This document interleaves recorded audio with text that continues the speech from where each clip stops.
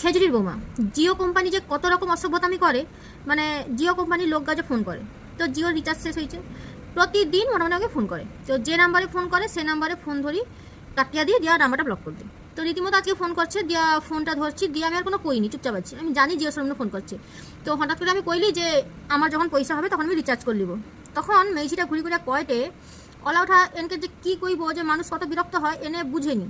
কয়টে আপনি যখন বুঝে নিয়েছেন তাহলে 40 সেকেন্ড হোক হইলে কাটবো, মানে তানকের একটা গাইডলাইন আছে। তোমাকে যে ফোন করে তুমি তাকে কুত্তার বাচ্চানো করে যাই কই দাও না কেন, খালি সোশ্যাল মিডিয়া আমি গাল দিতে পারলিনি বলে আর কোনো কইলিনি, সে সব শুনবে, কিন্তু 40 সেকেন্ড তো মানে ভালো করে খেয়াল করবো। 40 সেকেন্ড তানে কিন্তু ফোনটা ধরিয়া রাখে।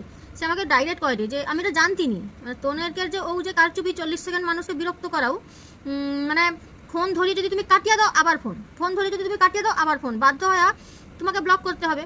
আর জিও কোম্পানি যেহেতু তাদের তো নাম্বারের অভাব নাই, একটা গেলে 1000টা আসবে, 1000বার ফোন করবে।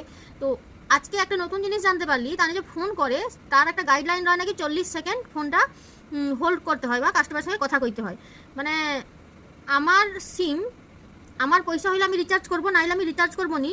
সারাদিনে মিনিমাম 2বার 3বার এরকম ফোন করলে কতটা বিরক্ত লাগে তুমি কত।